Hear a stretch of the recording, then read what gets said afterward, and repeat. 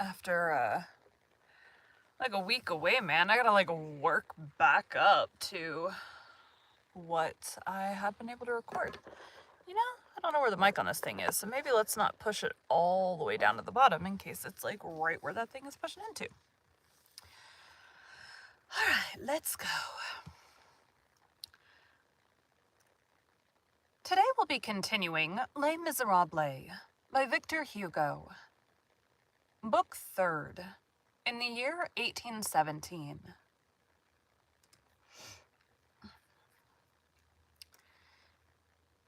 Chapter 1, the year 1817. 1817 is the year which Louis XVIII, with a certain royal assurance which was not wanting in pride, entitled the 22nd of his reign. It is the year in which Monsieur Bruguière de Sorsum was celebrated. All the hairdressers' shops, hoping for powder and the return of the royal bird, were besmeared with azure and decked with fleur-de-lis. It was the candid time at which Count Lynch sat every Sunday as churchwarden in the churchwarden's pew of Saint-Germain-des-Prés, in his costume of a peer of France, with his red ribbon and his long nose and the majesty of bleh.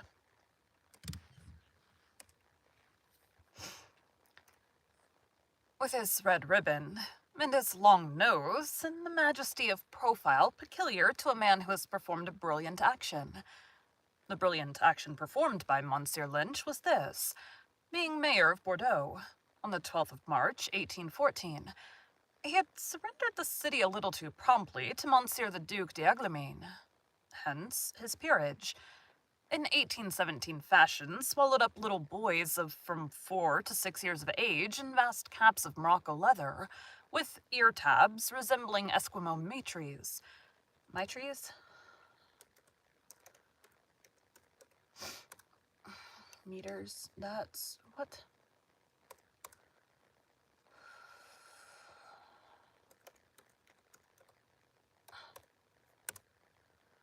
So annoying.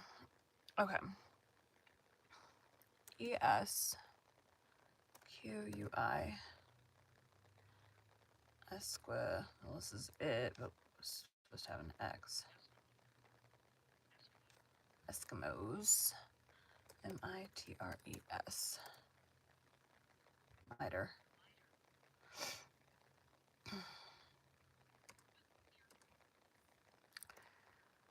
With ear tabs resembling Eskimo miters. The French army was dressed in white, after the mode of the Austrian. The regiments were called legions. Instead of numbers, they bore the names of departments. Napoleon was at St. Helena, and since England refused him green cloth, he was having his old coats turned. In 1817, Pellegrini sang, Mademoiselle Bigotti danced, Poitiers reigned. Lingerie did not yet exist. Madame Sequi had succeeded to Froissart. There were still Prussians in France. Monsieur Delalat was a personage. Legitimacy had just asserted itself by cutting off the hand, then the head of Plagier of Carbonneau and of Talleyrand. The Prince de Talleyrand, Grand Chamberlain, and the Abbé Louis, appointed Minister of Finance, laughed as they looked at each other with the laugh of the two augurs. Both of them had celebrated, on the 14th of July, 1790, the Mass of Federation in the Champ de Mars. Talleyrand had said it as bishop. Louis had served it in the capacity of deacon. In 1817, in the side alleys of this same Champ de Mars, 2 great cylinders of wood might have been seen lying in the rain, rotting amid the grass, painted blue with traces of eagles and bees from which the gilding was falling. These were the columns which 2 years before had upheld the emperor's platform in the Champ de Mai. They were blackened here and there with the scorches of the bivouac. I don't know how to say this word. B-I-V. It's the top one. There it is. Bivouac. They were blackened. They were blackened here and there with the scorches of the bivouac of Austrians encamped near Gross-Callao. 2 or 3 of these columns had disappeared in these bivouac fires. These. 2 or 3 of these columns had disappeared in these bivouac fires, and had warmed the large hands of the imperial troops. The Field of May had this remarkable point, that it had been held in the month of June and in the Field of Mars. In this year, 1817, 2 things were popular. The Voltaire Toquette. I hate words. Touquet. It's not pulling up.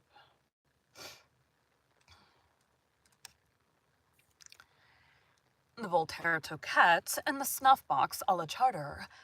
The most recent Parisian sensation was the crime of Doughton, who had thrown his brother's head into the fountain of the flower market. They had begun to feel anxious at the naval department, on account of the lack of news from that fatal frigate. The Medusa, which was destined to cover I don't know how to say this, dang it. The Medusa, which was destined to cover Chamaret with infamy and Jericholt with glory. Colonel Selves was going to Egypt to become Soliman Pasha. The palace of Thermes, in the Rue de la Harpe, served as a shop for a cooper. The palace of Thermes, in the Rue de la Harpe, served as a shop for a cooper. On the platform of the octagonal...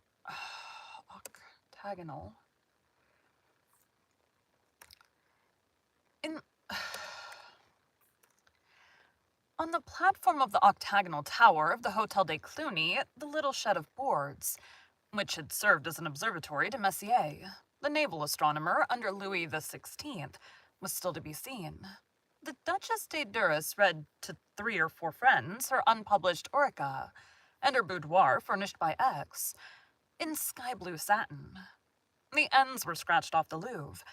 The bridge of Austerlitz.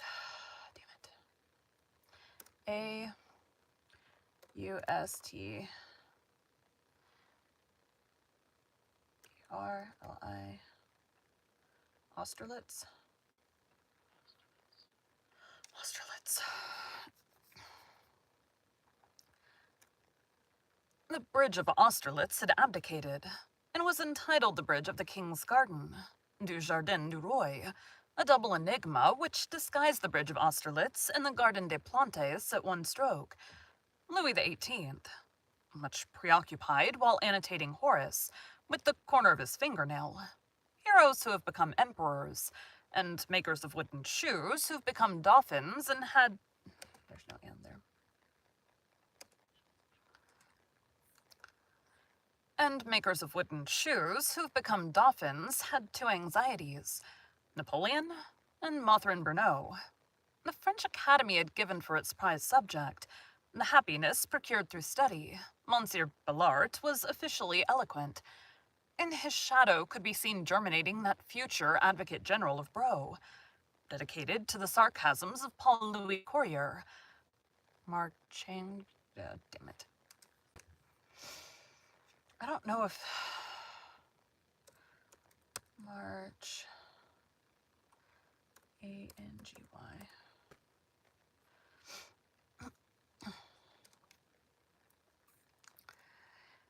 There was a false Chateaubriand named Marcangui in the interim until there should be a false Marcangui named de Elincourt. Claire de Albay and Malik Adil were masterpieces. Madame Cottin was proclaimed the chief writer of the epic. The Institute had the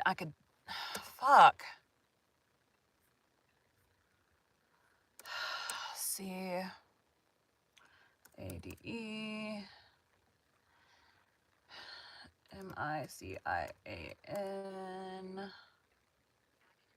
Academician. The Institute, I don't know where I am on the page. Academician. There it is.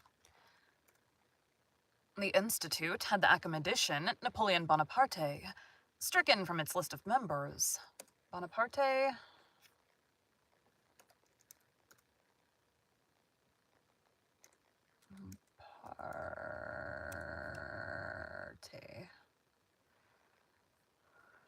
Bonaparte.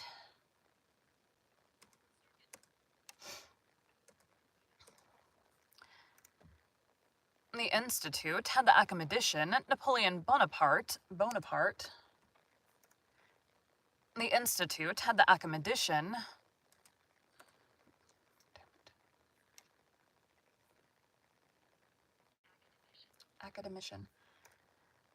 The Institute had the academician Napoleon Bonaparte stricken from its list of members. A royal ordinance erected Angoulême into a naval school for the Duc d'Angoulême, being Lord High Admiral.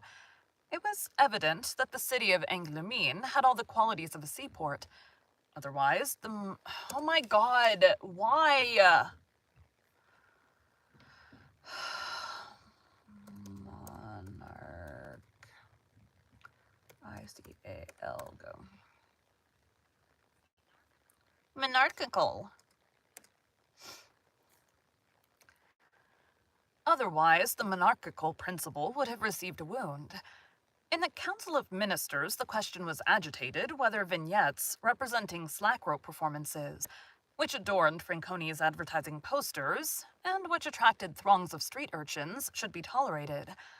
Monsieur Père, the author of Agnes, a good sort of fellow, with a square face and a wart on his cheek, directed the little private concerts of the Marquis de Sassenay in the Rue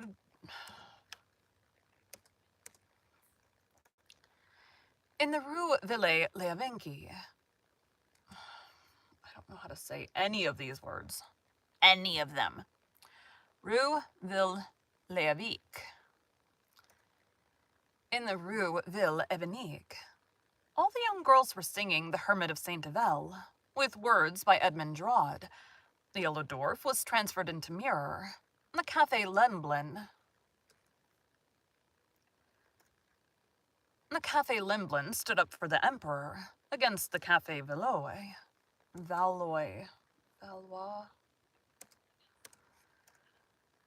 Against the Café Valois, which upheld the Bourbons. The Duc de Berry, already surveyed from the shadow by Louvel, had just been married to a princess of Sicily. Madame de Stael had died a year previously. The bodyguard hissed Mademoiselle Mars. The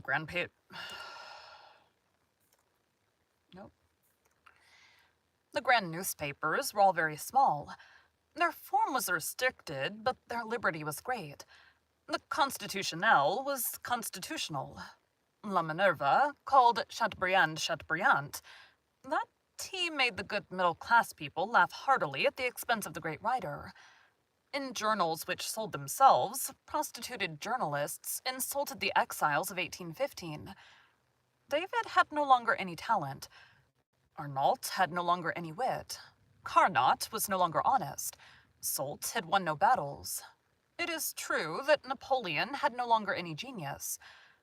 No one is ignorant of the fact that letters sent to an exile by post very rarely reached him, as the police made it their religious duty to intercept them. This is no new fact. Descartes complained of it in his exile. Now David, having, in a Belgian publication, shown some displeasure at not receiving letters which had been written to him, it struck the royalist journals as amusing, and they derided the prescribed man well on this occasion. What separated two men more than an abyss was to say the regicides, or to say the voters, to say the enemies, or to say the allies, to say Napoleon, or to say Bonaparte.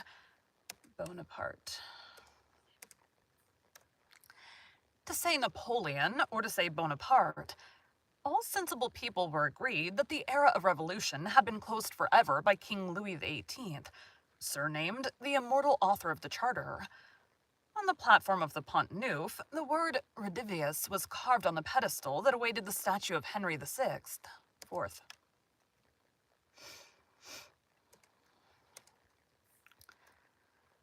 On the platform where I don't know where I am.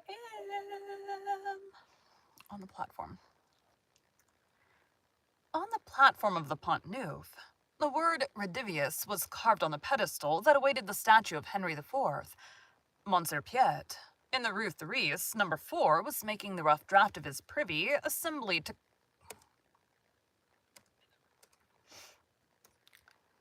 In the Rue Therese, number 4 was making the rough draft of his privy assembly to consolidate the monarchy. The leaders of the right said it grave conjectures. We must write to back it. Monsieur Kenuel, O'Mahony, and de Champlain Delane were preparing the sketch, to some extent with Monsieur's approval, of what was to become later on the conspiracy of the Bord de Leo, of the waterside. L'Impignon Noir was already plotting in his own quarter. De la Vetterie was conferring with Trogoff. Monsieur Decazes... Why are these names so weird? Monsieur Decazes, who was liberal to a degree, reigned. Chateaubriand stood every morning at his window at number 27 Rue Saint-Dominique, clad in footed trousers and slippers, with a madras kerchief knotted over his grey hair, with his eyes fixed on a mirror, a complete set of dentist's instruments spread out before him, cleaning his teeth, which were charming, while he dictated the monarchy according to the charter to Monsieur Pilorge, his secretary. Criticism, assuming an authoritative tone, preferred Lafon to Talma. Monsieur de Filatis signed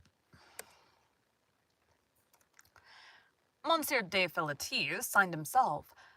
Monsieur Hoffman signed himself... No, that's... Monsieur de Filatis signed himself A. Monsieur Hoffman signed himself Z. Charles Nodier wrote Therese Aubert. Divorce was abolished. Lyceums called themselves colleges. The collegians, decorated on the collar with a golden fleur-de-lis, fought...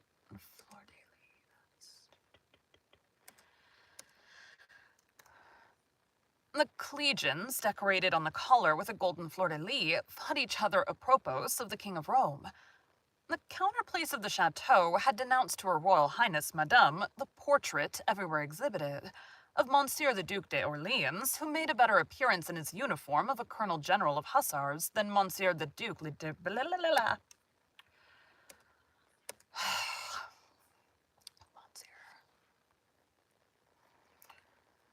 of Monsieur the Duc d'Orléans, who made a better appearance in... of Monsieur the Duc d'Orléans, who made a better appearance in his uniform of a Colonel General of Hussars than Monsieur the Duc de Berry, in his uniform of Colonel General of Dragoons. A serious inconvenience. The city of Paris was having the Dome of the Invalids gilded at its own expense. Serious men asked themselves what Monsieur de Trigaligue would do on such or such an occasion. Monsieur Clausel de Montals differed on divers points from Monsieur Clausel de Courages. Monsieur de Salaberry was not satisfied. The comedian Picard, who belonged to the Academy, which the comedian Molière had not been able to do, had the two Philiberts played at the Odeon, upon whose pediment the removal of the letters still allowed Theatre of the Empress to be plainly read. People took part for or against the Cognate of de Montarlot.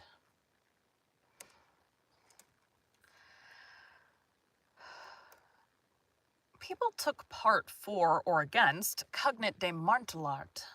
Favier was fictitious. Vivot was revolutionary. The Liberal, Pelissier, published an edition of Voltaire with the following title, Works of Voltaire of the French Academy. That will attract purchasers, said the ingenious editor. The general opinion was that Monsieur Charles Loyson would be the genius of the century. Envy was beginning to gnaw at him. A sign of glory, and this verse was composed on him. Even when Loyson steals, one feels that he has paused. As Cardinal Fesch refused to resign, Monsieur de Pens, Archbishop of Amnesty, administered the Diocese of Lyons. The quarrel over the Valley of Dapis was begun between Switzerland and France by a memoir from Captain, afterwards General Dufour. Saint Simon, ignored, was erecting his sublime dream. There was a celebrated Fourier at the Academy of Science, whom posterity had forgotten. and in some garret an obscure four-year from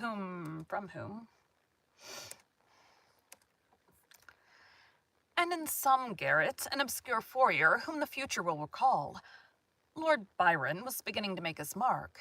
A note to a poem by Millevoye introduced him to France in these terms. A certain Lord Baron.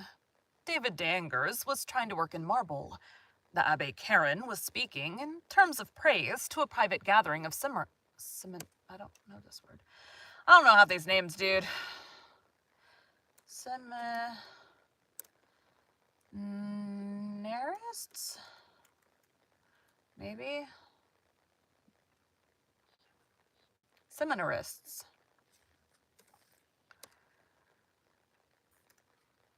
The Abbé Caron was speaking in terms of praise to a private gathering of seminarists in the blind alley of Philistines, of an unknown priest named Felicity Robert, who at a latter date became Lemonade. A thing which smoked and clattered on the sign with the noise of a swimming dog went and came beneath the windows of the Tuileries, from the Pont Royal to the Pont Louis XV. It was a piece of mechanism which was not good for much, a sort of plaything, the idle dream of a dream-ridden inventor, an utopia, a steamboat. The Parisians stared indifferently at this useless thing. Monsieur de Vaublanc, the reformer of the Institute by a coup d'etat, the distinguished author of numerous academicians, ordinances, and batches of members, after having created them, could not succeed in becoming one himself. The Faubourg Saint-Germain and the Pavillon des Marsan wished to have The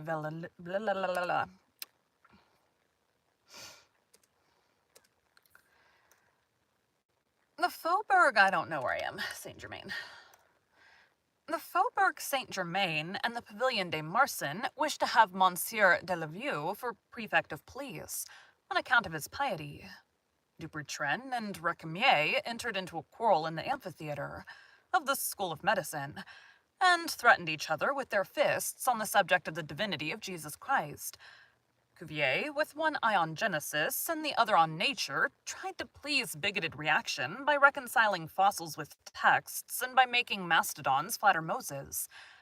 Monsieur Francois de Neufchâteau, the praiseworthy cultivator of the memory of Parmentier, made 1,000 efforts to have pomme de terre, potato, pronounced Parmentier, and succeeded therein not at all. The Abbé Grégoire, ex-bishop, ex-conventionary, ex-senator, had passed, in the royal polemics, to the state of infamous Gregory. The locution of which we have made use, passed to the state of, has been condemned as an... Why are there so many words?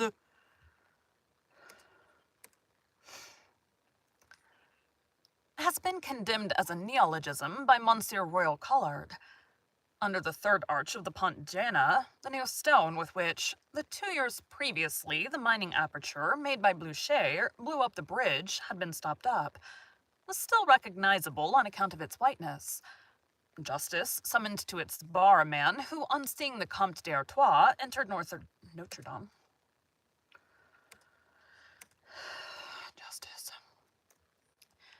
Justice summoned to its bar a man who, on seeing the Comte d'Artois, entered Notre Dame, had said aloud, "Sapristi, I regret the time when I saw Bonaparte and Talma enter the Belle Sauvage, arm in arm, a seditious utterance. 6 months in prison. Traitors showed themselves unbuttoned. Men who had gone over to the enemy on the eve of battle made no secret of their recompense, and strutted immodestly in the light of day, in the cynicism of riches and dignities, deserters from Ligny and Quatre Bras, in the brazenness of their well-paid turpitude. Deserters from Ligny and Quatre Bras, in the brazenness of their well-paid... My mouth made a very loud noise. Deserters from Ligny and Quatre Bras, in the brazenness of their well-paid turpitude, exhibited their devotion to the monarchy in the most barefaced manner. This is what floats up confusedly, pell-mell for the year 1817, and is now forgotten. History neglects nearly all these particulars, and cannot do otherwise. The infinity would overwhelm it. Nevertheless, these... Ow! That hurt. Nevertheless, these details, which are wrongly called trivial, there are no trivial facts in humanity, nor little leaves in vegetation are useful. It is of the physiognomy of the years that the physiognomy of the centuries is composed. In this year of 1817, 4 young Parisians arranged a fine farce. Thank you for joining Bite at a Time Books today, while we read a bite of one of your favorite classics. Again, my name is Bree Carlile, and I hope you come back tomorrow for the next bite of Les Miserables.